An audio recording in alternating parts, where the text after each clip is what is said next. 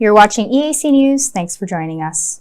In 2022, a total of 2,976 traffic accidents occurred, indicating an increase of 306 accidents, or 11%. The number of fatalities also increased by 212 cases, equal to 14%, and the number of injuries increased by 411 cases, equal to 11% from 2021. EAC News reporter Anthony Ellis has more details. Secretary of State for the Ministry of Public Works and Transport and the Secretary-General of the General Secretariat of the National Road Safety Committee, Moon Manavi, said that in 2022 there were a total of 2,976 traffic accidents, killing 1,709 people and injuring 4,026. From the total number of injuries caused, 2,579 involved serious injuries. Regarding deaths from traffic accidents, the most were recorded in Phnom Penh, followed by Kandao, Kampong Cham provinces. The Secretary of State outlined that the main causes of accidents were recorded as speeding, description of the right way, driving on the wrong side of the road, overtaking vehicles, driving under the influence and drowsiness. From the total number of accidents, 4,403 involved motorcycles and 3,054 cases, the drivers or passengers were not wearing helmets. Most of the traffic accidents involving people not wearing helmets were recorded at night. In fact, 57% of traffic accidents were found to have occurred at night, resulting in 57 fatalities and 54 of them or injuries. The Ministry of Interior and Chairman of the National Committee of Road Safety, Deputy Prime Minister Saw King, has remarked that the traffic accidents have caused many tragedies and injuries, disabilities and loss of property, which are additional obstacles to the implementation of the government's poverty reduction policy. He called for personal drivers and the private transport sector to be more active in ensuring road safety. The Deputy Prime Minister also shared his explanation, and traffic accidents in Cambodia will reduce the following implementation of the new traffic law. He said that the new traffic law has been passed by the Road Traffic Safety Committee and will be sent to the National Council for writing in the Khmer language. He acknowledged that the previous law has amended due to the need to address some inconsistencies. Anthony Ellis, EAC News.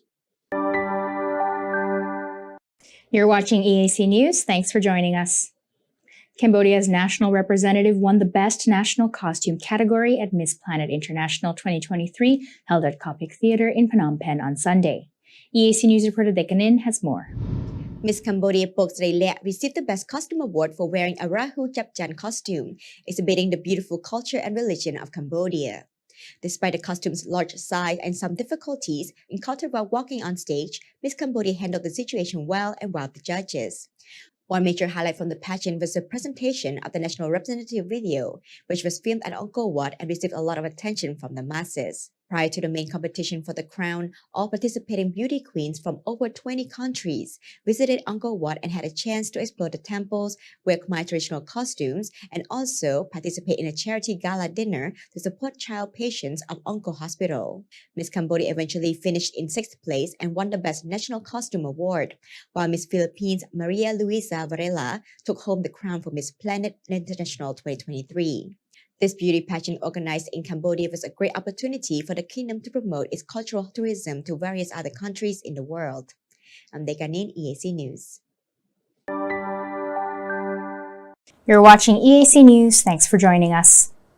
Here's a look at the weather in the first week of February from EAC News reporter Anthony Ellis.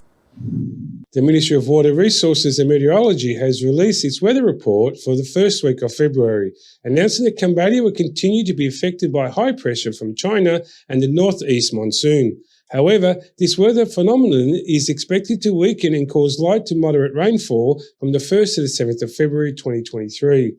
The central lowlands of Cambodia will see a minimum temperature between 23 to 25 degrees Celsius,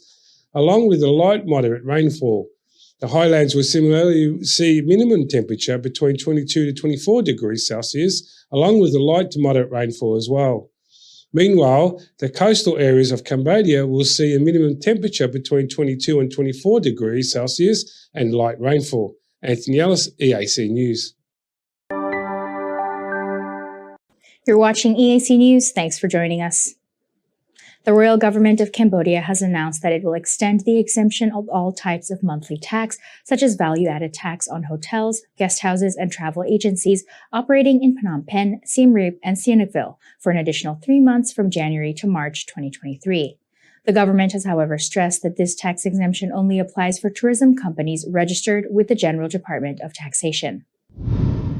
According to a press release issued by the royal government on Monday, despite this extended 3-month grace period, tourism businesses are still required to file tax returns and use the online system for VAT management every month.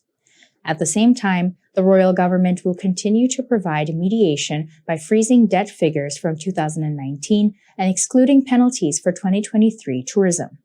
The royal government has advised businesses in the tourism sector to develop skills development programs for their employees and to request financial support from the Skills Development Fund project as needed. This decision to extend the tax exemption period was made with consideration of all sectors of the economy now being reopened in the country and currently experiencing a recovery period, especially the tourism sector. Although the number of tourists in Cambodia has increased, the growth of international tourists is still slow due to the uncertain global economic situation. Therefore, this continued exemption of tax will help support and restore business in tourism. You're watching EAC News. Thanks for joining us. Christian and Marie-France Despaliers founded Pour un sourire d'enfant, or PSC, in 1996 after seeing children scavenging, eating, and living at dump sites. Their mission was to create a safe and prosperous environment for young children to help them grow healthily, gain an education, and be able to contribute to society with a smile on their faces. EAC News reporter Dekanin sat down with the dean of PSC's film school to learn more about the first and only film school in Cambodia. PSE currently has 3 main campuses with 5 schools and 18 vocational training courses on offer, in addition to a general education program from preschool to grade 12. The 5 schools are the School of Hospitality and Tourism, the School of Business, the School of Construction, the School of Mechanics, and the Film School. To this day, PSE has the first and only film school that offers a 3-year bachelor program that is recognized by the Ministry of Labor and Vocational Training and the Ministry of Culture and Fine Arts of Cambodia. The founder, Christian Despaliers, was a cinema fanatic. He really loved cinema. And he saw that there was no film school in Cambodia. And he decided to create his own film school. But he started from scratch. So everything was to be done, to be built. So we found a partner in France, a film school in France, Louis Lumière, who was a very famous film school, who supported us for many years by sending teachers to train our staff and students. The PSE Film School Dean added that it has always been important for the founders that PSE is run by competent Cambodians who share the same vision as stated in the school's charter. Hence, he was proud to share that at the present moment, at least 80% of the film school staff are alumni. PSE Film School is a technical film school that focuses its teachings on cinematography and the post-production process. One recent notable alumnus from the school is Man Kong Ki, whose short film Sound of the Night, co-directed with Sok Chan Rado, held its world premiere at the prestigious Locarno Film Festival in Switzerland and has won many local and international awards since. Film school is a technical school, so we don't really train them on how to become a filmmaker. When they become filmmaker, it's a happy, it's a lucky experience. But we teach them really the basics of that. So, but some of them have really understand very well about the art, about the commitment that it requires and the passion to become successful in the film sector. Sakre said he would like to expand the film school and see the addition of new departments, such as a sound department, an acting department, and even a screenwriting department one day. However, before that day comes, he believes it is important to strengthen the school's current structure and foundation to be as strong as possible. Finances and human resources are also another concern. The yearly budget of PSE is $7 million, so it's a lot of money that we need to find. So it's a lot. But we have 600 staff. We have 6,000 kids in the program. 6,000 meals per day are prepared, and 5 vocational training schools, film school equipment cost is quite expensive. So yeah, it's a big challenge. If you would like to know more about PSO, their activities, and how you could join or show your support in any way, please visit their website, pso.ngo. Stay tuned for the full interview with the PSO Film School Dean coming soon on EAC News. I'm Dekanin, EAC News.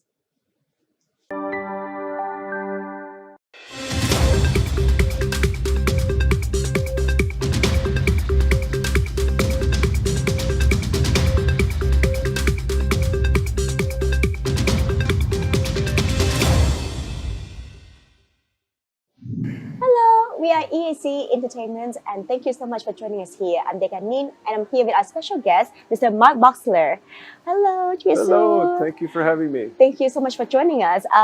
Mark, can you tell us a little bit about yourself and how you come into this career?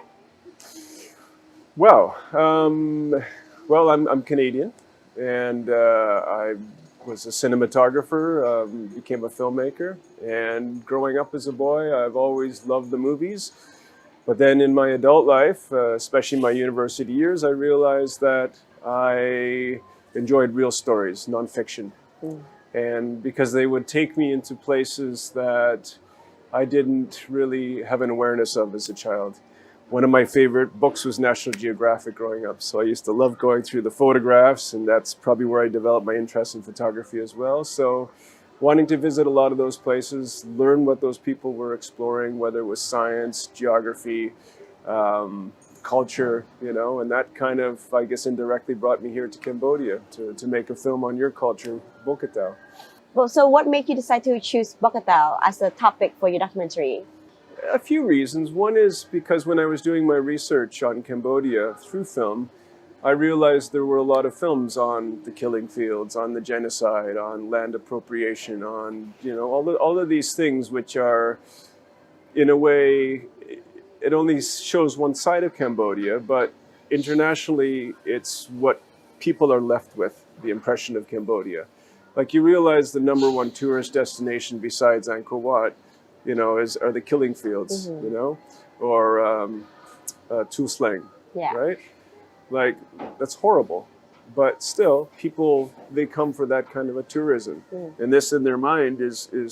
especially in Phnom Penh, is why they come here. So in a way, when I finally came to Cambodia, because I'd done a little bit of research ahead of time and realized that I wanted to at least begin developing this project, researching it a bit more once I was here, once I had met with Grandmaster Sen Kim Sien at his club in April of 2010. In my interactions with everybody and realizing that this was not the Cambodia that I was experiencing was not the Cambodia that I had learned about through cinema. And that's really what it came down to. So I spent a lot of time making notes, about the tuk-tuks and the tuk-tuk drivers and the little, just details and things like that, cultural details, visual details. A lot of what I was experiencing, a lot of the things that was new to me, and I love to discover. So I very much appreciate when I can get into something new. And then I ended up putting a lot of those in layers throughout the film, such as the monks going from door to door every morning. And it turns out, I didn't know this at the time when I started filming, that one of our lead characters, or the subjects in the film, was himself growing up as a boy, a monk. And so I was able to do a lot of linkages, this way. So I wanted to, through the film, basically take Western audiences into this world that was undiscovered, and the story of lost culture experienced through the people who have lost culture, and are doing everything that they can at the grassroots level to bring it back. And I don't think many people in the West understand what that's like, because certainly they've been through wars in the past, but they've never on their own doorsteps had their culture or their identity threatened. Who am I? And come out of that 4 years later and having to rebuild not only infrastructure, buildings and whatnot, but their own sense of identity. So, and still to this day, Khmer people, I think, struggle with, you have in your region, you have Thailand, which is economically very dominant, and Vietnam as well, and to a lesser extent Malaysia, and Cambodian people are trying to sort of rise up, you know, and to, you have amazing things here. You have so much pride here, but it would be nice to sort of, you know, for the international community to see that a little bit more. So I guess in a way I'm kind of doing my part. Nobody asked me to do it. It just felt like, you know, the right thing to do at the time. Well, thank you for Yeah. doing it. So you mentioned that how you met the Grandmaster in 2010. Yeah. So how long was the documentary process was for you? Like when did you start filming and when did you finish? So we had a release date in 2018. Now, people are a bit surprised because, yes, we started in 2010, but we filmed between we say 5 years, but we came back actually in 2018 and I filmed a little scene at the very end. So in fact, there's 8 years of filming in there, Wow. right? Yeah. And that was never my intention. My intention was to spend maybe half a year. In the beginning, we spent 7 months filming Grandmaster in his club, getting to become comfortable, getting them to become comfortable with us, having cameras around always, building the trust, those relationships. Sometimes it's not easy, especially when you're not Khmer, you know, you're a foreigner. So there's a little bit, why are you here? What do you want? You know, and are you going to try to make money from me? And eventually those concerns go away. And then you start getting down to the real core of people, like why people do what they do, you know, why is Master so determined to succeed, you know, like, and what are his demons in life, what are his challenges, what is it that's going to be an obstacle for him moving forward. Same with his students as well, what are their challenges. So developing those relationships of trust take time. Because it's a nonfiction film. And this is one thing people don't realize, I think, in Cambodia, like what is a nonfiction film? You know, it's a real story, it's a real journey that our cameras take the audience on for, the film is 90 minutes, but yes, we filmed for that period of time that I just described, and we had about 400 hours of footage at the very end that we had to go through in the edit suite. How do you decide what's in and what's out? It's very difficult because you're spending a lot of time with people and you're using their time, and you don't want to feel that you're wasting people's time when they don't end up in the movie. And we had to make a lot of apologies to some people who didn't end up in the final cut. But at some point you have to go with, in some ways, the strongest characters, but also the strongest stories. And also there has to be a bit of an arc. And what I mean by that is as a filmmaker or as like a writer, you have a beginning, a middle, and an end. And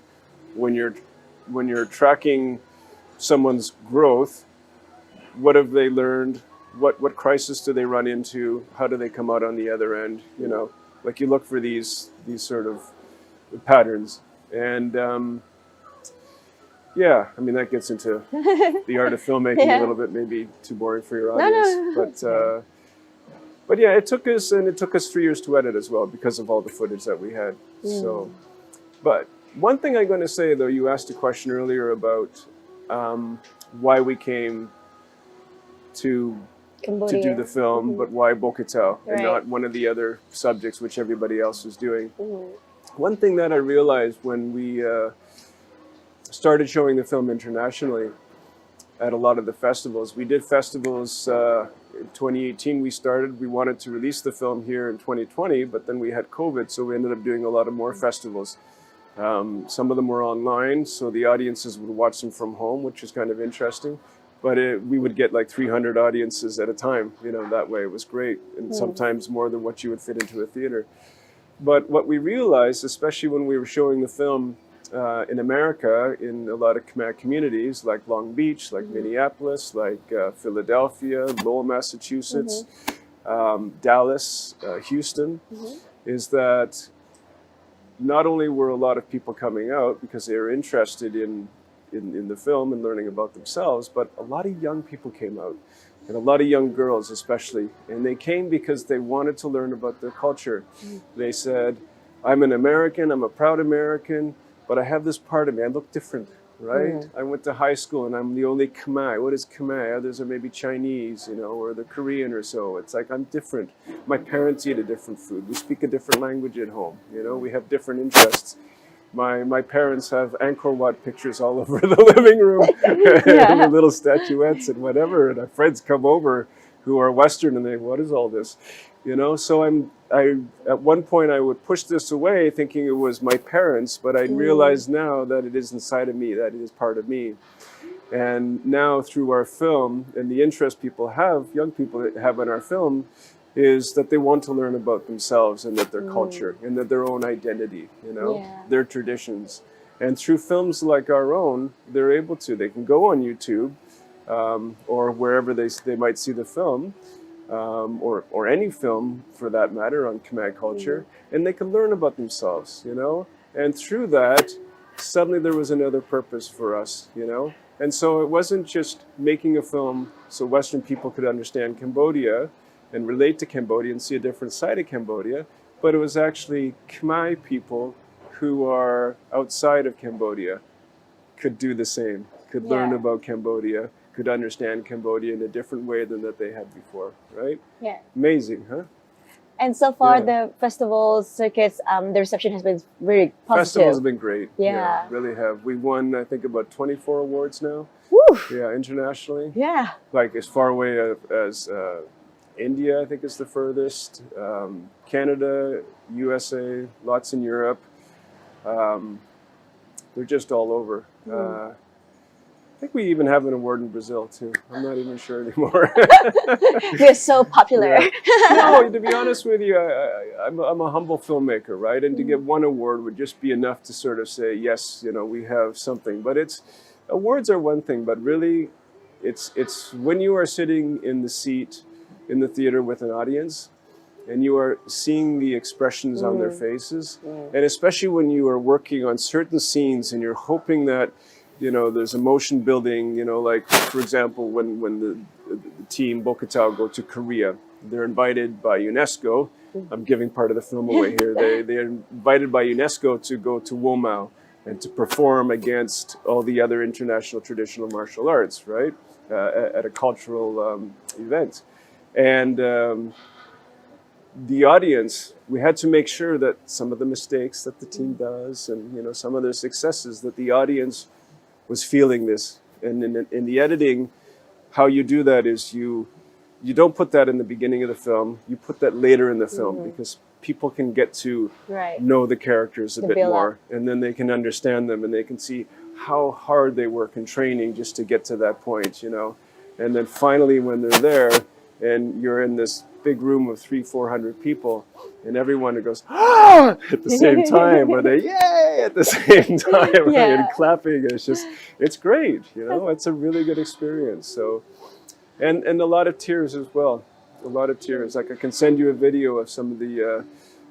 We filmed after the very first time we did at the Cambodia Town Film Festival. We did, you know, some reaction afterwards with the microphone. I got a camera crew, right? Just because I wanted people to,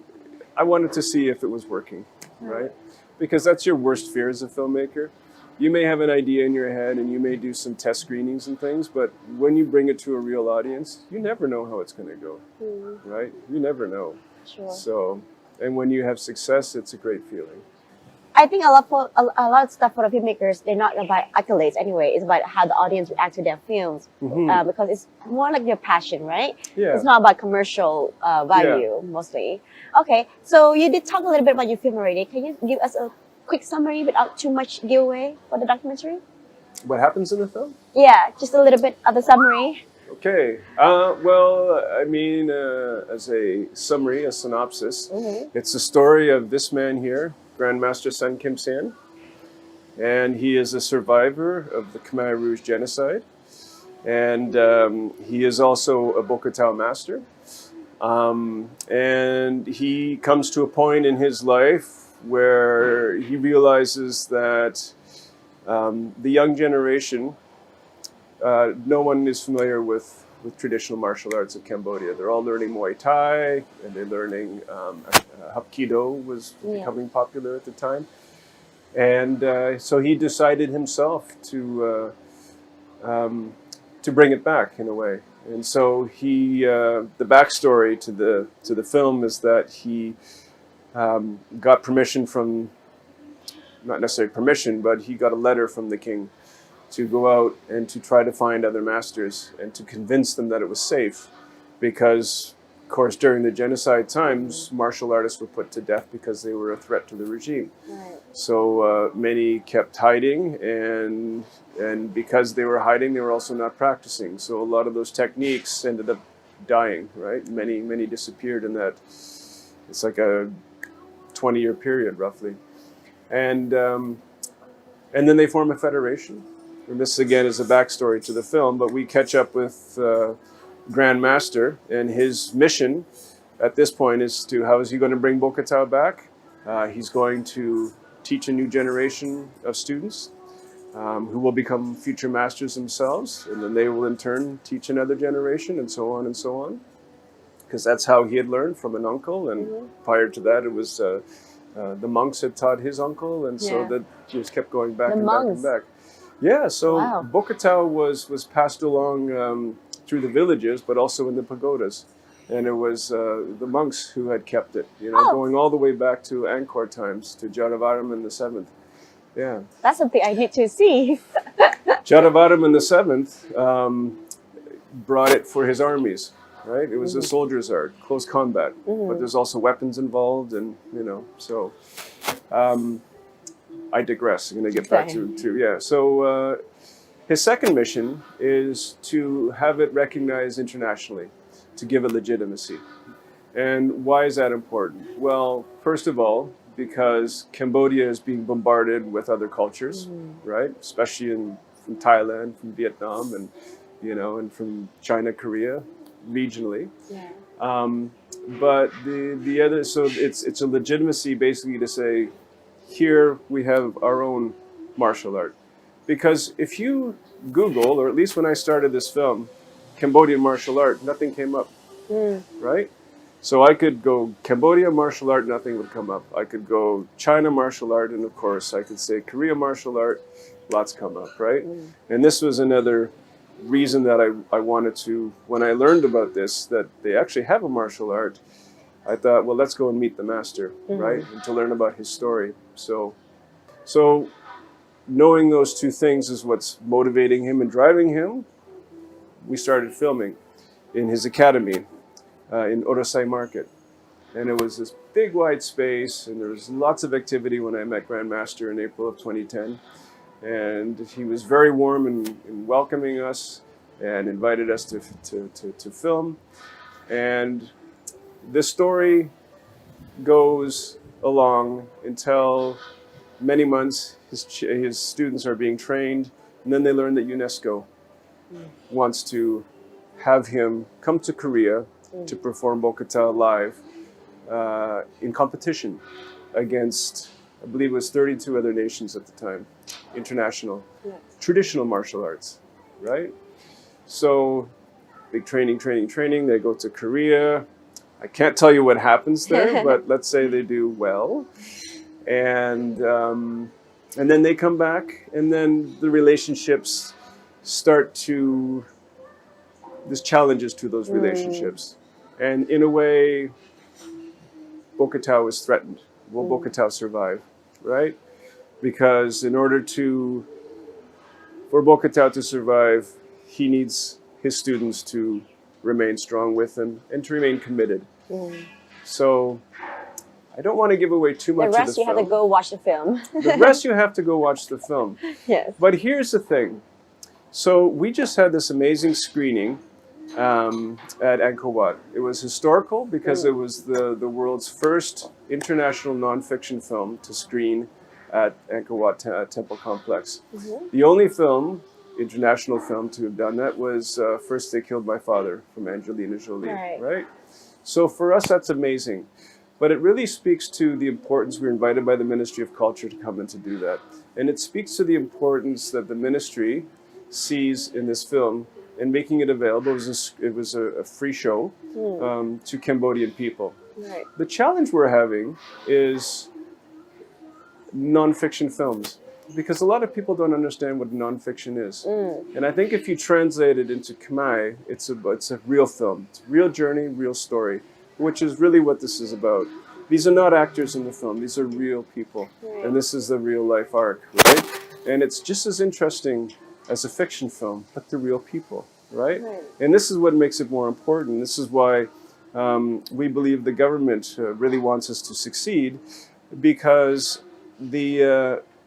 message in here for Cambodians to learn about their culture and to learn about the struggle and what it took to get Bokatau to where it is now. Bokatau, by the way, was just recognized by UNESCO in November. Yeah. And this is why I'm here in December, because there were huge celebrations down at Angkor. Yeah. And 3 days of celebrations. And it was also the 30th anniversary of UNESCO, back to 92. And it was beautiful. And it was an honor for us to be invited to be part of that. It was an honor for us to have the film screened as part of that as well, because this is how we end the movie in a way, you know? Because at the end of the film, we can now comfortably say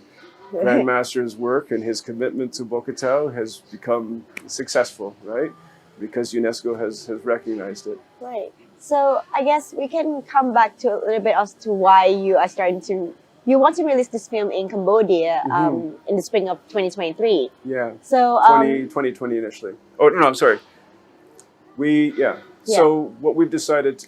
Finish your question. No. Like, why now? I guess the question was like, why release them now instead of earlier, and also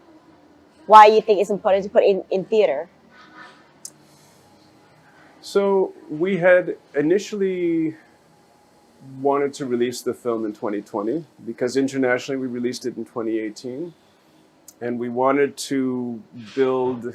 what we call a buzz, so a lot of attention to the film, because we realized that there would be some challenges bringing it to Cambodia because it's a nonfiction film. And so we thought, well, if we get a lot of support internationally, especially in Khmer populations, because everybody's on Facebook, you know, TikTok, you gotta see this film,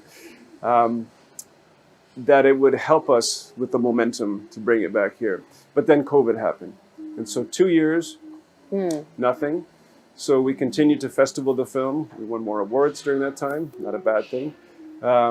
But now, when we see that people are coming back into the theaters in Cambodia, and because of the success now of Bokatau itself with UNESCO, and Bokatau is going to be featured at Sangkran, Khmer New Year, and Bokatau, I'm sure people know this as well, is also going to be part of the SEA Games for the first time in history, right? Yeah. So all of these historical moments mean for us, with all this attention on Bokatau and this real love for Bokatau and support throughout the nation for Bokatau, that the story behind Bokatau and how Bokatau came back needs to come out to people as well, right? Yeah. So what we're going to do is we're going to connect all of this great momentum around Bokatau, and our plan is to release it possibly after the SEA Games in early May, late May, somewhere. No, not early May. Be late May, early June or so. Yeah. So, and why cinemas? Because the film is made for cinema, right?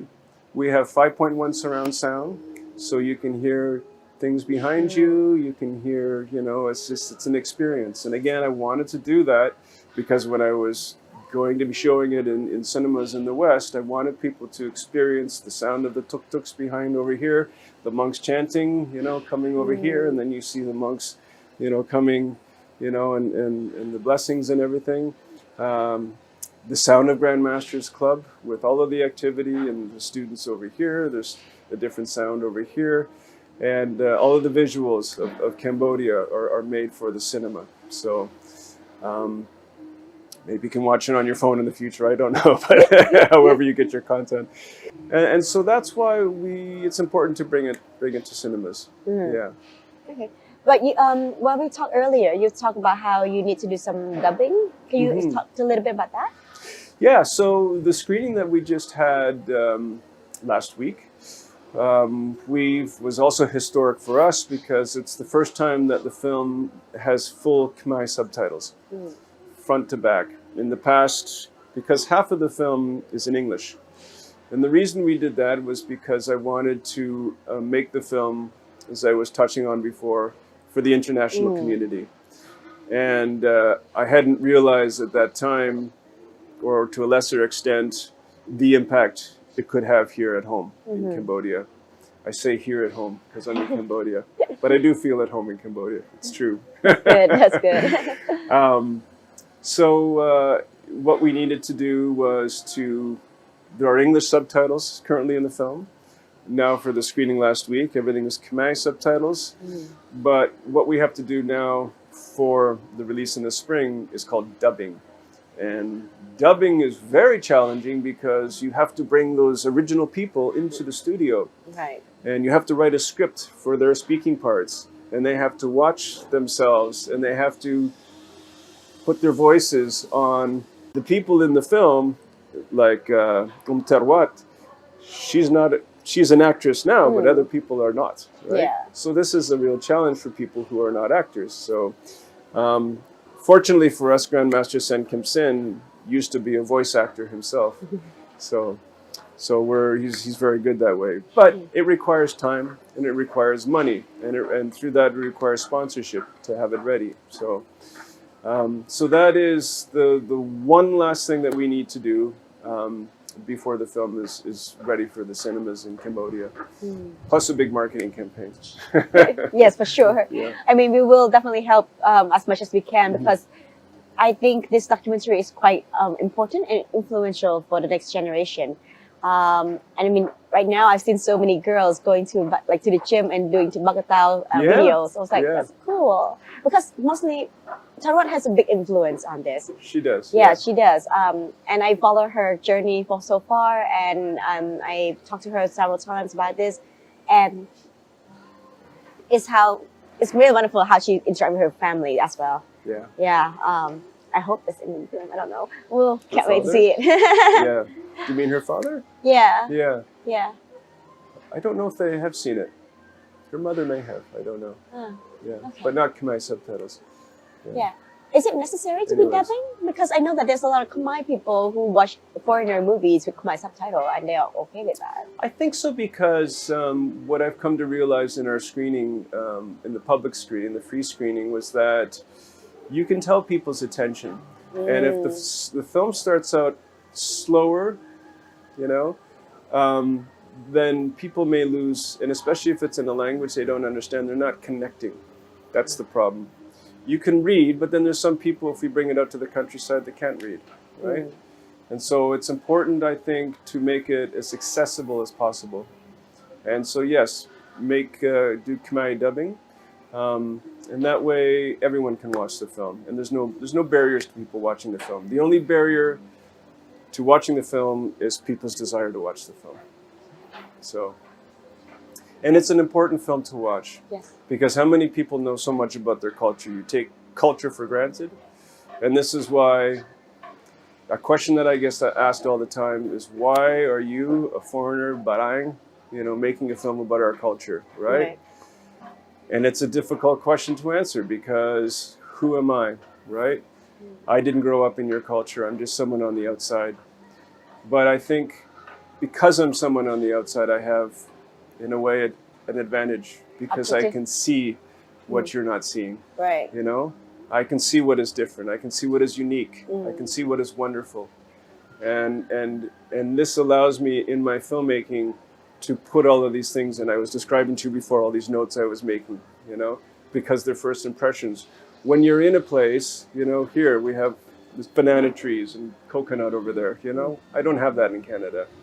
The first time I come to Cambodia or somewhere in the tropics, banana, coconut, banana, but then after a few days you don't notice it anymore, right? Because it's always around you. So, and this is why I think to have a foreigner who has an ability to create a story, to storytell, to shape a film for an international audience, I think is really a plus, I would like to see more Khmer people do nonfiction film. I would see some serious nonfiction film that could work internationally. because really it's yes, I made this film, but I think Khmer people need to be making films like this or on other subjects that aren't the typical genocide or Right. killing fields or something which is more celebratory perhaps. I think they Yeah. are on their way there because Yeah. we just have a short film festival where there's 33 documentaries also showed. Yes. So yeah. that's quite fun. Well, on that note, thank you so much, Mark, for Thank your lovely you. time. And Yeah. thank you so much for bringing us this film. And everybody, please don't forget, we're going to keep you up to date on the date of the film release. Yes. The film release date In the spring. in the spring. Thank you. Come see it. Come see it. Thank you.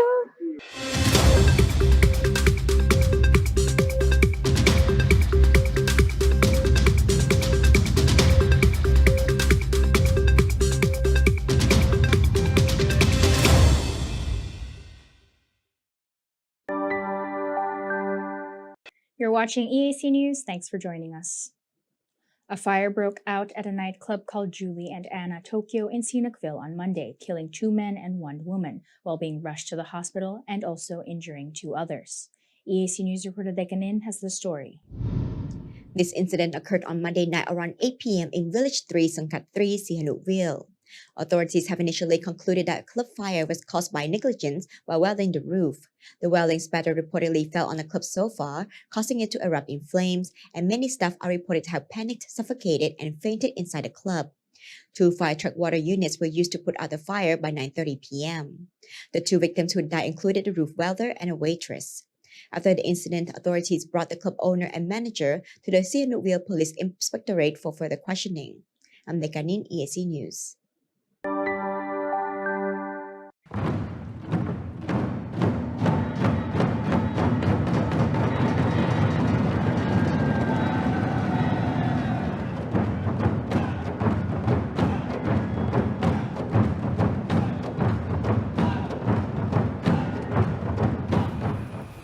ខ្ញុំបាទសូមគោរពជំរាបសួរសម្ដេចទ្រង់អាយដាមលោកជំទាវលោកស្រីទូតទស្សនិកជនជាទីគោរពនេះជាកម្មវិធីអិសរាជជនឆ្នើមថ្នាក់ជាតិកម្មវិធីអិសរាជជនឆ្នើមថ្នាក់ជាតិជាកម្មវិធីដែលបង្កើតឡើងតាមគំនិតផ្ដួចផ្ដើមសម្ដេចគតិប្រិទ្ធបណ្ឌិតប៊ុនរ៉ានីហ៊ុនសែនប្រធានកាកបាទក្រហមកម្ពុជាអិសរាជជនឆ្នើមថ្នាក់ជាតិនៃវេទិកាភាពជាអ្នកដឹកនាំតំបន់អាស៊ីប៉ាស៊ីហ្វិកឆ្លើយតបមេរោគអេដជំងឺអេដនិងការអភិវឌ្ឍនៅកម្ពុជានិងជាអិសរាជជនឆ្នើមថ្នាក់ជាតិនៃផែនការសកម្មភាពរួមអគ្គលេខាធិការអង្គការសហប្រជាជាតិដើម្បីសុខភាពស្ត្រីនិងកុមារឆ្ពោះទៅទិវាជាតិសុខភាពមាតាទារកនិងកុមារ21កុម្ភៈនិងជាកិច្ចស្វាគមន៍ឆ្នាំថ្មីឆ្នាំ2023នេះកម្មវិធីសូមអនុញ្ញាតបង្ហាញជូនវគ្គទី1សេវាកម្មនានានៅមជ្ឈមណ្ឌលជាតិគាំពៀមាតានិងទារកវគ្គទី2គ្រូពេទ្យជំនាញនិងស្ត្រីមកទទួលសេវាកម្មកម្មវិធីមានវាគ្មិនកិត្តិយសគឺលោកស្រីសយច័ន្ទលក្ខណាអ្នកទទួលសេវាថែទាំសុខភាពមាតាទារកនិងកុមារនិងបំភ្លឺសំណួរមួយចំនួនទាក់ទងនឹងរឿងរ៉ាវខាងលើនេះជាកិច្ចចាប់ផ្ដើមលោកយូសំលៀងនឹងបង្ហាញជូនចំណាប់អារម្មណ៍ក៏ដូចជាមតិយោបល់របស់ប្រជាពលរដ្ឋសូមអរគុណលោកទុំចន្ទធីជាបន្តសូមអញ្ជើញទស្សនាសម្រងមតិមហាជនរបស់កម្មវិធីបងចាប់ពីពេលពោពោះពេលឆ្លងទន្លេក៏ដូចជាពេលក្រោយពេលដែលឆ្លងទន្លេតើបងយល់ថាបុរសជាស្វាមីគួរទទួលខុសត្រូវចំពោះភរិយាយ៉ាងណាខ្លះដែរបងចំពោះខ្ញុំយើងជាស្វាមីពេលដែលប្រពន្ធទៅនឹងពោះយើងគួរតែប្រុងប្រយ័ត្នទាំងអស់គ្នាព្រោះវាអាចនឹងមានហានិភ័យគ្រប់ពេលដោយសារតែគាត់ពីមុនអត់មានកពេលដែលគាត់មានកគាត់ពិបាកទាំងការដើរទាំងការហូបចុកទាំងការគេងអញ្ចឹងយើងត្រូវមើលថែឲ្យដិតដល់ទាំងអស់គ្នាដើម្បីជាសុវត្ថិភាពកូនយើងផងនិងប្រពន្ធយើងផងពេលគាត់សម្រាយើងត្រូវមើលការខុសត្រូវបាយទឹកគាត់ខោទឹកនោមកូនដោះកូនត្រូវយើងអ្នកគ្រប់គ្រងទាំងអស់បាទហើយមួយទៀតយើងធ្វើអាហ្នឹងហើយមិនថាប៉ុណ្ណឹងយើងវាមិនដល់គាត់ទេគាត់មានកូនមានអីហើយយើងគ្រាន់តែជាអ្នកមើលថែគាត់ពេលគាត់ឈឺស្កាត់ទៅបន្ទប់ទឹកអីយើងត្រូវជ្រាបគាត់ជ្រាបអីចឹងបងបាទក្នុងនាមជាមនុស្សប្រុសហើយជាមេគ្រួសារនៅក្នុងគ្រួសារមួយកាលណាប្រពន្ធឬភរិយាគាត់មានផ្ទៃពោះចាប់ពីមួយខែឡើងទៅយើងតែងតែប្រុងប្រៀបឲ្យគ្រប់លក្ខណៈតាំងពីលុយកាក់និងសម្ភារៈផ្សេងសម្រាប់ទទួលទារកនៅថ្ងៃដែលសម្រាប់កូនបងពេលខ្លះយើងនៅគ្រួសារដែលឡាយពីមុខពុកម្ដាយអញ្ចឹងជួនកាលយើងគឺមានការទទួលខុសត្រូវចំពោះប្រពន្ធហើយនឹងកូន ជាបន្តសូមអញ្ជើញតាមដានទស្សនាកិច្ចសន្ទនារវាងលោកស្រីគិតបូរ៉ាហ្វីជាមួយនឹងវាគ្មិនកិត្តិយសនៅក្នុងស្ទូឌីយោចាសសូមអរគុណលោកសំនៀងទូរទស្សនិកជនជាទីមេត្រីស្វាគមន៍មកកាន់វគ្គសន្ទនាជាមួយវាគ្មិនកិត្តិយសដែលកម្មវិធីរបស់យើងនៅក្នុងថ្ងៃនេះនឹងទទួលជួបសន្ទនាជាមួយវាគ្មិនមួយរូបគឺលោកស្រីសយច័ន្ទលក្ខិណាអ្នកទទួលសេវាសុខភាពពីមូលដ្ឋានសុខាភិបាលចាសសូមជម្រាបសួរលោកស្រីចាសូមជម្រាបសួរលោកស្រីចាលោកស្រីសុខទុក្ខយ៉ាងណាដែរចាខ្ញុំសុខសប្បាយទេចុះចំពោះលោកស្រីវិញចាសុខទុក្ខធម្មតាដូចគ្នាអរគុណច្រើនចាលោកស្រីតើយល់ឃើញយ៉ាងណាដែរចំពោះការបង្ហាញជូននៅសម្រងមតិមហាជនអំបញ្ញមិញនេះសូមអញ្ជើញចាតាមរយៈមើលមិញនេះឃើញថាបរោះជាប្តីគឺគាត់មានទំនួលខុសត្រូវច្រើនតែបើតែគាត់មិនមែនអ្នកពពោះក៏ប៉ុន្តែក៏បានចូលរួមចំណែកនៅក្នុងការថែរក្សាព្រោះអីស្ត្រីមានផ្ទៃពោះដូចគាត់មានប្រសាសន៍មិញអញ្ចឹងគឺគាត់ពិបាកមានកូននៅក្នុងផ្ទៃមិនស្រួលទេអញ្ចឹងមានន័យថាការលើកឡើងរបស់គាត់នេះគឺល្អមែនតើចាខ្ញុំគាំទ្រចាអរគុណច្រើនណាស់លោកស្រីចាដូច្នេះជាបន្តនាងខ្ញុំសូមគោរពអញ្ជើញលោកស្រីនិងទូរទស្សនិកជនតាមដានទស្សនារឿងរ៉ាវនៅក្នុងវគ្គទី1របស់យើងតែម្ដងសូមអញ្ជើញចា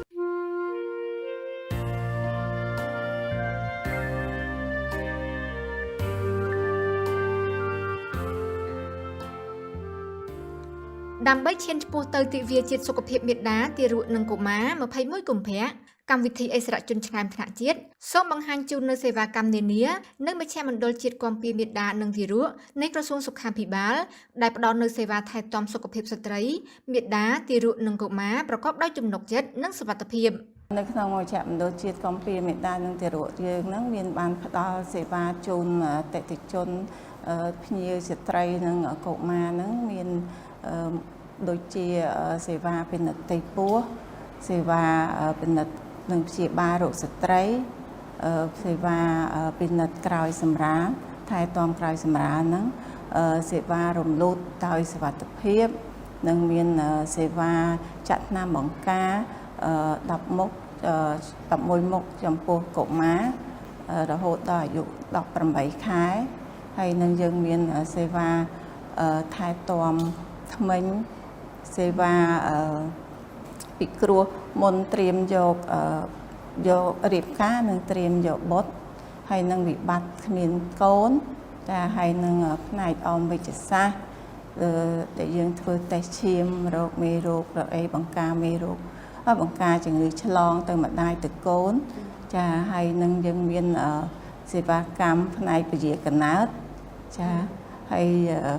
នឹងពិនិត្យជំងឺទូទៅហើយយើងមានទាំងផ្នែកវាកាត់ទាំងផ្នែកព្យាបាលចាហើយនឹងទន្ទឹមនឹងនោះយើងមានទារកដ្ឋានទៀតដែលយើងចាប់ផ្ដើមទទួលកូននឹងចាប់ពីអាយុ3ខែរហូតដល់2ឆ្នាំតែយើងទទួលតែចំពោះកូនដែលបើកដោះម្ដាយទេចាអានេះសេវាពិនិត្យពីព្រោះជំងឺក្រៅអញ្ចឹងយើងមានសេវាដែលអ្នកជំងឺគាត់សម្រាប់ពេទ្យនឹងមកព្យាបាលអញ្ចឹងនៅក្នុងសេវាសម្រាប់ពេទ្យហ្នឹងយើងមានសេវាសម្រាលចាសេវាវះកាត់ផ្នែកសម្ភពនិងផ្នែករោគស្ត្រីហើយនឹងមានសេវាថែទាំនិងសង្គ្រោះទារកទៅនឹងកើតយោងតាមប្រសាសន៍របស់អ្នកជំនាញនាពេលបច្ចុប្បន្នដោយមានការផ្សព្វផ្សាយទូលំទូលាយអំពីការថែទាំសុខភាពមាតាទារកនិងកុមារស្ត្រីជាមាតាទទួលបាននូវការយល់ដឹងកាន់តែច្រើនឡើងនិងបានមកទទួលសេវាពិនិត្យផ្ទៃពោះសេវាសម្រាលនៅតាមមន្ទីរពេទ្យមានចំនួនកាន់តែច្រើនដែលធ្វើឲ្យអត្រាគ្រោះថ្នាក់របស់ម្ដាយនិងទារកនៅពេលសម្រាលត្រូវបានកាត់បន្ថយយ៉ាងច្រើនយោងតាមស្ថិតិរបស់មជ្ឈមណ្ឌលជាតិគាំពារមាតានិងទារកជាមធ្យមមជ្ឈមណ្ឌលទទួលបានការមកទទួលសេវាជាប្រចាំខែសេវាពិនិត្យផ្ទៃពោះមានចំនួន1351នាក់ផ្នែកសម្រាលមានចំនួន717នាក់ក្នុងនោះសម្រាលដោយធម្មជាតិមានចំនួន350នាក់ការសម្រាលដោយវះកាត់មានចំនួន228ករណីដោយឡែកផ្នែកថែទាំនិងសង្គ្រោះទារកមានចំនួន321ករណីក្នុងមួយខែតាមការសង្កេតឃើញរបស់ខ្ញុំគឺឃើញថាចំពោះស្ត្រីមានផ្ទៃពោះហ្នឹងគាត់បានអញ្ជើញមកមន្ទីរពេទ្យដើម្បីទទួលសេវាពិនិត្យផ្ទៃពោះនិងទទួលសេវាសម្រាប់កូននឹងមានការកើនឡើងច្រើនចាដោយសារការពិនិត្យផ្ទៃពោះគឺអាចជួយឲ្យសុខភាពគាត់និងកូនគាត់នឹងវាល្អទាំងរាងកាយនិងបញ្ញាស្មារតីហើយបើគាត់សម្រាលនៅមន្ទីរពេទ្យក៏អញ្ចឹងដែរគាត់មានសុវត្ថិភាពច្រើនជាងអញ្ចឹងចាដោយម្យ៉ាងទៀតដោយសារអ្នកម្ដាយសម័យថ្មីឥឡូវនេះ គឺគាត់មានការយល់ដឹងច្រើនអំពីការថែរក្សាសុខភាពគាត់និងកូនគាត់ក្នុងអំឡុងពេលមានកក៏ដូចជាពេលសម្រាលដែរ ការចូលរួមពីគ្រប់ភាគីពាក់ព័ន្ធលើការងារលើកកម្ពស់សុខភាពស្ត្រីនិងកុមារនៅកម្ពុជានាពេលបច្ចុប្បន្នពិតជារឿងចាំបាច់ដើម្បីធ្វើយ៉ាងណាឲ្យគ្រប់ស្ត្រីមានផ្ទៃពោះទាំងអស់ទទួលបានការពិនិត្យថែទាំចាប់ពីពេលពពោះរហូតដល់ពេលសម្រាល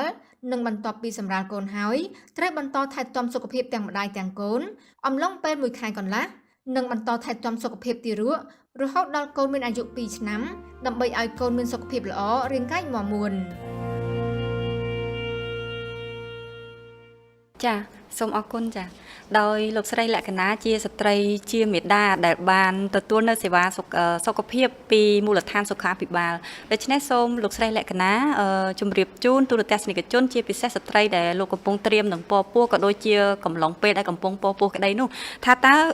នៅពេលដែលលោកស្រីកំពុងពពោះនោះតើលោកស្រីបានទទួលសេវាថែទាំសុខភាពនោះនៅទីណាដែរទទួលសេវាកម្មអ្វីខ្លះហើយថាតើហេតុអ្វីចាំបាច់ត្រូវទទួលយកសេវាទាំងនោះចាសូមអញ្ជើញចា ចាសសូមអរគុណ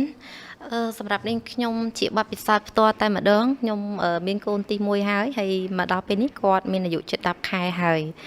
ចំពោះនាងខ្ញុំកំឡុងពេលដែលពពោះគឺបានទទួលការថែទាំសុខភាពនៅមន្ទីរពេទ្យរដ្ឋមួយនិងឯកជនមួយដែលមានជំនាញនឹងឯកទេសចាហើយចំពោះសេវាកម្មនោះគឺខ្ញុំទទួលបាននៅសេវាកម្មដូចជាការពិនិត្យផ្ទៃពោះចាហើយការពិនិត្យទឹកនោមជារៀងរាល់ខែដើម្បីឲ្យដឹងអំពីមើលជាតិស្ករនិងប្រូតេអ៊ីននៅក្នុងទឹកនោមហ្នឹងហើយមួយទៀតខ្ញុំក៏មានការពិនិត្យឈាមចាការពិនិត្យឈាមហ្នឹងគឺដើម្បីរកនៅគ្រប់ឈាមក៏ដូចជាក្របឈាមផងដែរនៅក្នុងនោះក៏មានការពិនិត្យឈាមដើម្បីស្វែងរកនៅកាមរោគផ្សេងៗដែលមានជារលាកថ្លើមក៏ដូចជាជំងឺអេដហើយនឹងវីរុសផ្សេងៗដែលអាចកើតមានឡើងចាកំឡុងពេលដែលនាងខ្ញុំពពោះនឹងហើយនៅក្នុងកំឡុងពេលនាងខ្ញុំពពោះកូនអាយុ3ខែគឺខ្ញុំបានពិនិត្យឈាមម្សះទៀតដោយមើលអំពីរកឃើញដើម្បីឲ្យរកឃើញថាកូនរបស់យើងដែលជាទ្រុក្នុងផ្ទៃហ្នឹងឲ្យដឹងថាគាត់មានសតិបញ្ញាពីកំណើតគាត់ហ្នឹងមានខ្សោយសតិបញ្ញាដែរឬអត់ដល់អញ្ចឹងដើម្បីផ្ទៀងផ្ទាត់ត្រូវការពិនិត្យឈាមម្ដងទៀតដើម្បីឲ្យប្រកាសថាកូនយើងនឹងមានសុខភាពល្អពេលត្បិតតែគាត់នៅក្នុងផ្ទៃហ្នឹងហើយមួយវិញទៀតគឺខ្ញុំក៏មានការថ្លឹងគីឡូចាថ្លឹងគីឡូជារៀងរាល់ខែពេលដែលយើងទៅហ្នឹងដើម្បីដឹងទម្ងន់យើងប៉ុណ្នេះហ្នឹងតើវាសមាមាត្រជាមួយនឹងសុខភាពយើងកម្ពស់យើងហើយនឹងកូនក្នុងផ្ទៃតើអាចនឹងមានហានិភ័យអីអត់នៅក្នុងកំឡុងនឹងដែរក៏មានការចាក់វ៉ាក់សាំងចាគឺមានចាក់វ៉ាក់សាំងដូចជាតេតាណូសនិងផ្ដាសាយដើម្បីការពារជំងឺមួយចំនួនពួកអីកំឡុងមានផ្ទៃពោះហ្នឹងគឺយើងអត់អាចពិសាថ្នាំបានផ្ដេសផ្ដាសទេចាដល់អញ្ចឹងគឺត្រូវទទួលការណែនាំពីគ្រូពេទ្យដល់ពេលអញ្ចឹងទៅឃើញថាកូនយើងហ្នឹងគឺមិនមានហានិភ័យអ្វីទៅសោះនៅក្នុងកំឡុងដែលយើងពពោះហើយនៅក្នុងនោះក៏មានការពិនិត្យនៅជីបចរបេះដូងរាងកាយយើងច្រើនចាហើយនៅមានការពិនិត្យមើលច្រើនទៀតដើម្បីផ្ទៀងផ្ទាត់អំពីសុវត្ថិភាពកូននៅក្នុងផ្ទៃចាហើយក្នុងនោះលោកស្រីក៏បានសួរដែរថាហេតុអីបានជាចាំបាច់ត្រូវតែទទួលសេវាកម្មនោះចាសំណួរនេះគឺសំខាន់ណាស់គឺចាំបាច់កត្តាដែលចាំបាច់នោះគឺយើងលើកឡើងថាស្ត្រីមានផ្ទៃពោះគឺកំឡុងពេលហ្នឹងរាងកាយយើងមានបំរែបំរួលច្រើនហើយពេលដែលយើងមានផ្ទៃពោះយើងចង់ឲ្យខ្លួនយើងនិងកូនមានសុខភាពល្អនេះហើយជាកត្តាដែលចាំបាច់ត្រូវតែទទួលនៅសេវាកម្មទាំងអស់នោះហើយមួយយ៉ាងទៀតពេលដែលយើងទៅទទួលសេវាកម្មហ្នឹងយើងអាចដឹងថាយើងអាចនឹងមានហានិភ័យអីកើតឡើងអត់អញ្ចឹងបើមានយើងត្រូវកាត់បន្ថយបែបម៉េចហើយយើងត្រូវទៅពិគ្រោះជាមួយពីណាឲ្យបានច្បាស់លាស់ហើយមួយវិញទៀតហ្នឹងពេលដែលខ្ញុំទៅទទួលសេវាហ្នឹងចាំបាច់បំផុតហ្នឹងគឺយើងទទួលបានការអប់រំពីក្រុមគ្រូពេទ្យដែលគ្រូពេទ្យក៏តែងតែជំរាបជូនអំពីការថែរក្សាសុខភាពបែបម៉េចកំឡុងពេលដែលយើងមានផ្ទៃពោះដើម្បីឲ្យកូននិងម្ដាយមានសុខភាពល្អឈានទៅដល់ថ្ងៃសម្រាលយ៉ាងមានប្រសិទ្ធភាពគុណភាពហើយយើងអត់មានហានិភ័យដែលអាចនឹងមានអីភ្លាមៗដែលយើងហាពិបាកក្នុងការគ្រប់គ្រងទេអញ្ចឹងមួយទៀតគឺរបបអាហារគឺជាកត្តាចាំបាច់មួយចាដែលយើងទាំងអស់គ្នាត្រូវតែស្វែងយល់ពីព្រោះរបបអាហារវាអាចធ្វើឲ្យយើងនិងកូនយើងមានសុខភាពល្អហើយក៏ជៀសផុតពីជំងឺមួយចំនួនពេលដែលយើងកំឡុងមានផ្ទៃពោះនឹងចាហើយនឹងមានអត្ថប្រយោជន៍ជាច្រើនទៀតដែលជំរុញឲ្យជាកត្តាចាំបាច់កុំឲ្យយើងមានហានិភ័យច្រើនចាសំខាន់នោះគឺកត្តាហានិភ័យដែលយើងពិបាកជាងគេបំផុតដូចចាចាអរគុណណាស់លោកស្រីតើកន្លងទៅណាលោកស្រីធ្លាប់ទទួលបានការយល់ដឹងអ្វីខ្លះចំពោះសុខភាពស្ត្រីនោះហើយលោកស្រីទទួលការយល់ដឹងទាំងនោះពីទីណា ចាក៏ឡងទៅនាងខ្ញុំបានយល់ដឹងបើសិនជាកំឡុងពេលមានផ្ទៃពោះកំឡុងមានផ្ទៃពោះហ្នឹងមុនមានផ្ទៃពោះយ៉ាងបាក់ពីមុនមានផ្ទៃពោះខ្ញុំតែងតែមានគម្រោងថាឆ្នាំណាខ្ញុំត្រូវយកបុតហើយកំឡុងយកបុតខ្ញុំត្រូវត្រៀមអ្វីខ្លះអញ្ចឹងមុននឹងពេលខ្ញុំទៅត្រៀមយកបុតគឺខ្ញុំបានទៅពិគ្រោះជាមួយគ្រូពេទ្យដល់ពេលហើយខ្ញុំត្រូវពិគ្រោះថាពេលដែលខ្ញុំត្រៀមប្រហែលខែទៀតអញ្ចឹងខ្ញុំគួរតែភាសាជាមួយគាត់ត្រូវឆែកសុខភាពបែបម៉េចហើយយើងមានសុខភាពល្អយើងគួរតែប្រហែលខែទៀតអាចយកកូនបានហើយកំឡុងពេលហ្នឹងតើយើងត្រូវធ្វើអ្វីខ្លះជាមួយនឹងគ្រួសារចាអញ្ចឹងគឺខ្ញុំក្រោយពេលដែលបណ្ឌិតសុខភាពហើយគេមានផ្ដល់ថ្នាំឲ្យយើងដើម្បីញ៉ាំដើម្បីថាពេលដែលយើងមានកូនមកអាចកូនឆ្លាតកូនស្អាតគួរឲ្យស្រឡាញ់តាមតែចិត្តពុកម្ដាយយើងចង់បានណាចាហើយដល់ទៅពេលខ្ញុំមានផ្ទៃពោះទៀតខ្ញុំបានទទួលការយល់ដឹងច្រើនពេលដែលខ្ញុំទៅដល់ទៅកម្មវិធីពេទ្យគឺទទួលការអប់រំណែនាំពីគ្រូពេទ្យកំណុំមានផ្ទៃពោះហើយម្យ៉ាងទៀតក៏បានដឹងអំពីបណ្ដាញផ្សព្វផ្សាយមួយចំនួនពីការថែរក្សាកតែយើងគួរតែទៅពិនិត្យនៅឯមន្ទីរពេទ្យចំនួនប្រមាណដងពេលដែលយើងកំឡុងមានផ្ទៃពោះនឹងចាដោយរដ្ឋាភិបាលក៏ដូចជាក្រសួងសុខាភិបាលក៏បានហើយបានជម្រាបជូនទៅដល់ប្រជាពលរដ្ឋយើងដែរថាយ៉ាងតិចណាស់ក៏4ដងកំឡុងពេលយើងមានផ្ទៃពោះក៏ប៉ុន្តែខ្ញុំទទួលបានលើសនឹងដើម្បីប្រកបវិជ្ជាព្រោះអីថាដើម្បីកាន់តែមានសុវត្ថិភាពអញ្ចឹងខ្ញុំក៏បានទៅកំឡុងមានផ្ទៃពោះហ្នឹងគឺខ្ញុំបានទៅពិនិត្យសុខភាពជាទៀងទាត់ហើយក៏ទទួលការណែនាំពីគ្រូពេទ្យពីបងប្អូនជុំវិញខ្លួនផងដែរដើម្បីយើងដឹងថាដើម្បីឲ្យសុវត្ថិភាពដល់ពេលហើយចិត្តដល់ថ្ងៃសម្រាលដល់វិជាទៅដល់ថ្ងៃសម្រាលទៀតគឺខ្ញុំត្រូវរត់តែយល់ដឹងបន្ថែមទៀតស្រាវជ្រាវខ្លួនឯងផងអីផងហើយយើងសាកសួរព័ត៌មានមួយចំនួនផងពីគ្រូពេទ្យបើយើងមានចម្ងល់ហើយអ្វីដែលខ្ញុំចង់ចែកជូនប្រជាពលរដ្ឋឲ្យមានការយល់ដឹងនេះគឺយើងត្រូវស្រាវជ្រាវបន្ថែមទៀតចាដើម្បីឲ្យយើងនឹងដឹងថាតើពេលដែលយើងកំឡុងយើងចង់បានកូនយើងពេលពោះហើយនឹងក្រៅសម្រាលតើយើងគួរតែថែរក្សាសុខភាពបែបម៉េចដើម្បីឲ្យកូននឹងម្ដាយមានសុខភាពល្អហើយមានសុវត្ថិភាពហើយកូនកើតមករឹងមាំល្អចាហើយចំពោះប្រភពព័ត៌មានដែលខ្ញុំទទួលបានហ្នឹងគឺច្រើនចាកន្លងមកហ្នឹងដោយសារតែខ្ញុំចង់បានកូនតែដោយសារតែមានបញ្ហាសុខភាពយើងពិបាកមានកូនតែអញ្ចឹងហើយខ្ញុំតែងតែស្រាវជ្រាវទី1គឺខ្ញុំទទួលបានព័ត៌មានពីបងប្អូនក្រុមគ្រួសារមិត្តភ័ក្តិតាមបណ្ដាសង្គមផ្សេងៗជាពិសេសគឺទូរទស្សន៍តែម្ដងចាខ្ញុំតែងតែតាមដានមើលនៅកម្មវិធីផ្សេងៗក្នុងនោះក៏មានកម្មវិធីអិសរាជជនឆ្នាំថ្នាក់ជាតិផងដែរដែលមានការផ្ដួចផ្ដើមដោយសម្ដេចគតិព្រះបណ្ឌិតប៊ុនឌីហ៊ុនសែនចាដែលលោកជាប្រធានគណៈកម្មការក្រមកម្ពុជាហើយក៏ជាចាអិសរាជជនឆ្នាំថ្នាក់ជាតិផងដែរចាដូច្នេះហើយតែងតែមើលនៅកម្មវិធីនោះដែលទទួលការអប់រំច្រើនលើកកម្ពស់នៅសុខភាពមាតានិងទារកហើយកត្តាជំរុញអស់នេះហើយខ្ញុំតែងតែបន្តមើលឥឡូវថ្ងៃនេះបានខ្លាចជាវិក្មិនទៀតចាដល់ពេលបានខ្លាចជាវិក្មិនខ្ញុំគិតថានឹងសប្បាយចិត្តអាចចែករំលែកអ្វីជាបទពិសោធន៍ផ្ទាល់ខ្លួនអញ្ចឹងក៏សូមឲ្យបងប្អូនប្រជាពលរដ្ឋមេត្តាក្នុងការស្វាស្វែងយល់ព្រោះបច្ចុប្បន្ននេះមិនថារដ្ឋាភិបាលចានិងបណ្ដាដៃគូទេគឺតែងតែនាំគ្នាលើកកម្ពស់នៅសុខភាពមេដានិងទារកក្នុងនោះក៏មានសម្ដេចគតិព្រះបណ្ឌិតប៊ុនឌីហ៊ុនសែនចាដែលលោកតែងតែជំរុញលើកទឹកចិត្តហើយតែងតែអំពាវនាវជាពិសេសគឺក្នុងទិវាចាទិវាសុខភាពមេដានិងទារកតែម្ដងចាថ្ងៃ21កុម្ភៈចាលោកស្រីដែលតែងតែគាត់ផ្ដាំផ្ញើសារលិខិតអំពីវិនិយោគមួយចំនួនជូនទៅដល់ប្រជាពលរដ្ឋយើងកុំឲ្យមានការធ្វេសប្រហែសចំពោះសុខភាពចាសូមអរគុណចាអរគុណណាស់លោកស្រីជាបទពិសោធន៍កន្លងមកនេះថាតើស្ត្រីមានផ្ទៃពោះក៏ដូចជាពេលសម្រាលនោះតើនឹងជួបនៅសញ្ញាគ្រោះថ្នាក់អ្វីខ្លះដែរហើយប្រសិនបើមានសញ្ញាគ្រោះថ្នាក់ទាំងនោះថាតើគាត់គួរតែទៅពិគ្រោះជាមួយនឹងអ្នកណាដែរសូមជឿចាកំឡុងជាបទពិសោធន៍នាងខ្ញុំដោយសារតែកំឡុងខ្ញុំមានផ្ទៃពោះមិនថាយើងមានបញ្ហាទេតែងតែមានតិចតួចអញ្ចឹងពេលដែលស្ត្រីកំឡុងពេលមានផ្ទៃពោះគឺអាចមានបញ្ហាមួយចំនួនកើតឡើងដូចជាមានការធ្លាក់ឈាមចាការចង់ក្អួតអីមួយចំនួនហើយនៅក្នុងហ្នឹងកត្តាដែលសំខាន់ហ្នឹងគឺខ្លាចមានកម្មរោគកម្មអីនៅទ្វារមាសដែលយើងអាចកាត់មានឡើងចាហើយទឹកភ្លោះយើងក៏ត្រូវសង្កេតមើលហើយនេះបញ្ហាមួយចំនួនហ្នឹងក្តៅខ្លួន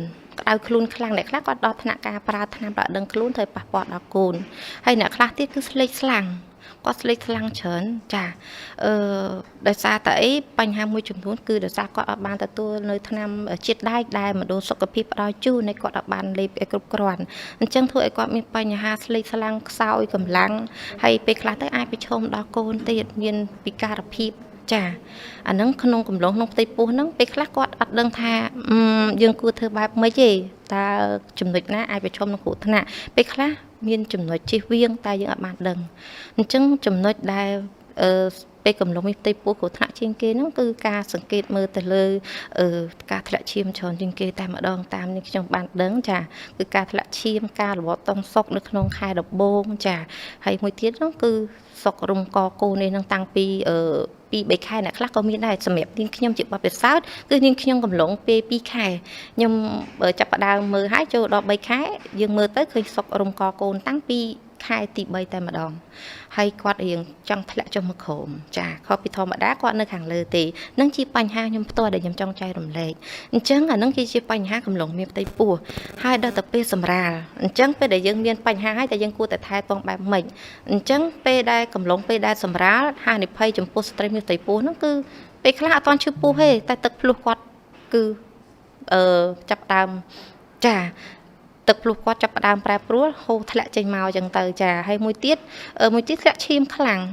ធ្លាក់ឈាមខ្លាំងក៏ប៉ុន្តែគាត់អត់ទាន់សម្រាលទេអត់ទាន់ឈឺពោះតែឈាមគាត់ធ្លាក់ច្រើនតែត្រូវការផ្ដល់ឈាមហ្នឹងព្រោះអីពេលដែលយើងត្រៀមនឹងសម្រាលតែងតែត្រៀមឈាមពេលខ្លះមានហានិភ័យពេលហ្នឹងពេលខ្លះយើងអត់ដឹងសោះយើងការពារត្រីមាសទី1ត្រីមាសទី2អីដល់ពេលត្រីមាសទី3ហានិភ័យឡើងមកភ្លាមដោយសារអីដោយសារតែយើងមានជំងឺផ្សេងអត់ដឹងពេលដែលយើងអត់បានទទួលការប្រឹក្សាដូចខ្ញុំលើកចំណុចទី1អញ្ចឹងតើសេវាកម្មទាំងអស់នោះយើងអត់បានទទួលទេយើងអត់បានទៅពិនិត្យផ្ទៃពោះអត់បានអីដល់ទៅពេលហានិភ័យកូននៅក្នុងផ្ទៃហ្នឹងពេលខ្លះអាចស្លាប់ក្នុងពោះក៏មានអ្នកខ្លះកូនរបស់គាត់ហ្នឹងខ្សោយសតិបញ្ញាបាត់ទៅហើយនៅក្នុងពោះអ្នកខ្លះហ្នឹងពិនិត្យទៅគឺគាត់អត់មានស្មារតីគាត់មានរុនគូទេប៉ុន្តែគាត់អត់បានមើលទេដល់កូនកាប់មកធ្វើអីរបបកំហើយហ្នឹងគឺរុនគូកូនគាត់ក៏អត់មានចាហើយឲ្យទៅឆែបមាត់អីមួយចំនួននេះជារបបកំហើយមួយដែលបងប្អូនប្រជាពលរដ្ឋគាត់បានស្វែងយល់គាត់គិតថាជាពិសេសគឺចំពោះដែលស្ត្រីមេដាដែលគាត់មានកូនច្រើនហើយអញ្ចឹងកូនទី3ទី4មិនទៅទេព្រោះលើកទី1យើងទទួលបានប្រឹក្សាហើយយើងបានអប់រំពីទទួលការអប់រំពីគ្រូពេទ្យអញ្ចឹងយើងដឹងច្រើនអំពីកូនអញ្ចឹងគាត់អត់ទៅចាំដល់ថ្ងៃចិត្តសម្រាប់ទៅមកដល់ពេលទៅហើយមានហានិភ័យចាកូនគ្រប់ខែហើយអត់កើតអញ្ចឹងគាត់ប្រឈមនឹងការវះតែដល់ពេលខ្លះគាត់ដល់ថ្ងៃបើឈឺពោះខ្លាំងរយៈពេល12 13ម៉ោងហើយនៅតែអត់ព្រមបើកទ្វារមាសទៀតដល់អញ្ចឹងធ្វើឲ្យគាត់មានបញ្ហាអញ្ចឹងមានហានិភ័យពេលហ្នឹងគឺត្រូវតែមានគ្រូពេទ្យជំនាញនិងឯកទេសនៅក្បែរបើអត់មានទេហានិភ័យគាត់គឺមានខ្ពស់អាចមេដានិងទារកក្នុងផ្ទៃគឺមានបញ្ហាប្រឈមដល់គ្រោះថ្នាក់អរគុណច្រើនចាអរគុណច្រើនណាស់លោកស្រីចាអរគុណដែលបានផ្ដល់និងចែករំលែកនៅបទពិសោធន៍យ៉ាងក្បោះក្បាយសម្រាប់កំឡុងពេលពពោះក៏ដូចជាការសម្រាលក្តីដូច្នេះជាបន្តនេះខ្ញុំសូមគោរពអញ្ជើញលោកស្រីនិងទូរទស្សនិកជនតាមដានទស្សនារឿងរ៉ាវនៅក្នុងវគ្គទី2របស់យើងសូមអញ្ជើញចា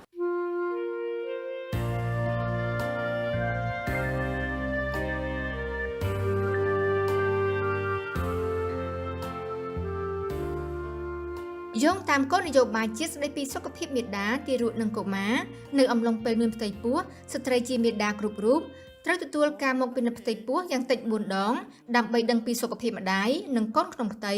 រកឲ្យឃើញនូវសញ្ញាគ្រោះថ្នាក់និងព្យាបាលឲ្យទាន់ពេលវេលាដើម្បីទទួលបានការចាក់វ៉ាក់សាំងតេតាណូសថ្នាំជាតិដែកទទួលដំបូន្មានពីបុគ្គលិកសុខាភិបាលអំពីការបរិភោគអាហារបំផុតបន្ថែមអំពីអនាម័យខ្លួនប្រាណការបំបើកដោះកូនពេលវេលាសម្រាលនិងកន្លែងសម្រាលដែលរំពឹងទុកក្រោយពេលសម្រាលបិទរួចអ្នកម្ដាយក៏ត្រូវយកចិត្តទុកដាក់យ៉ាងខ្លាំងក្នុងការថែទាំសុខភាពរបស់ខ្លួនឡើងវិញដើម្បីជៀសវាងពីគ្រោះថ្នាក់ដល់អាយុជីវិតព្រមទាំងបញ្ហានានាដែលអាចជះឥទ្ធិពលចំពោះការពពោះលើកក្រោយបញ្ហាសុខភាពស្ត្រីក្រោយសម្រាលគឺអាចកើតមានឡើងចាប់ពីការសម្រាលរួចភ្លាមរហូតដល់សប្តាហ៍ទី8ឬអាចយូរជាងនេះចាជាទូទៅស្ត្រីរបស់យើងដែលគាត់បានមកទទួលសេវាហ្នឹងគឺគាត់មានភាពងាយស្រួលដោយសារយើងមានបុគ្គលិកដែលគាត់ទទួលរាក់ទាក់គាត់ជូនភ្ញៀវទៅដាក់ទៅតាមផ្នែកដែលគាត់ពិនិត្យមួយហើយនឹងមួយទៀតដោយសារយើងមានគ្រូពេទ្យដែលគាត់បានបញ្យល់ណែនាំពីបញ្ហាសុខភាព ផ្នែកផ្ទៃពោះនិងការថែទាំផ្ទៃពោះហើយថែទាំក្រោយសម្រាលតាមរបៀបវាក់សាំងហ្នឹងគាត់បានពន្យល់ចាក់វាក់សាំងកូនឲ្យគាត់បានមកពិនិត្យឲ្យបានទៀងទាត់តាមពេលវេលាការណាត់របស់គ្រូពេទ្យអញ្ចឹងគាត់មានការជឿជាក់ហើយនឹងមានទំនុកចិត្តដោយសារយើងឃើញថាគ្រូពេទ្យយើងបានយកចិត្តទុកដាក់ហើយនឹងគ្រូពេទ្យដែលគាត់មានជំនាញច្បាស់លាស់ដើម្បីធ្វើឲ្យគាត់មកទទួលសេវានឹងបានល្អក្នុងអំឡុងពេលនៃការពពុះរយៈពេល9ខែ10ថ្ងៃស្ត្រីជាមេដាអាចនឹងជួបប្រទះនៅបញ្ហានានាដែលនឹងអាចកើតឡើងដោយមិនបានរំពឹងទុកដោយសារការប្រែប្រួលទៅតាមដំណាក់កាលនីមួយៗក្នុងនោះសញ្ញាគ្រោះថ្នាក់មួយចំនួនដែលអាចគំរាមកំហែងដល់សុខភាពម្ដាយនិងកូនក្នុងផ្ទៃដែលមេដាត្រូវយកចិត្តទុកដាក់និងត្រូវតាមដានសុខភាពសញ្ញាទាំងនោះមានដូចជាការធ្លាក់ឈាមការក្អួតចង្អោរធ្ងន់ធ្ងរ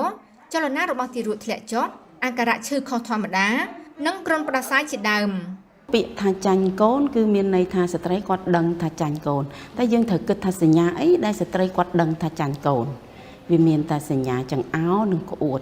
អានឹងវាជារោគសញ្ញាទូទៅនៃស្ត្រីមានផ្ទៃពោះហើយនៅពេលដែលគាត់មានផ្ទៃពោះគឺគាត់ចង្អោរក្អួតគាត់ដឹងថាគាត់មានផ្ទៃពោះហើយបូកជាមួយនឹងការបាត់រដូវមួយទៀត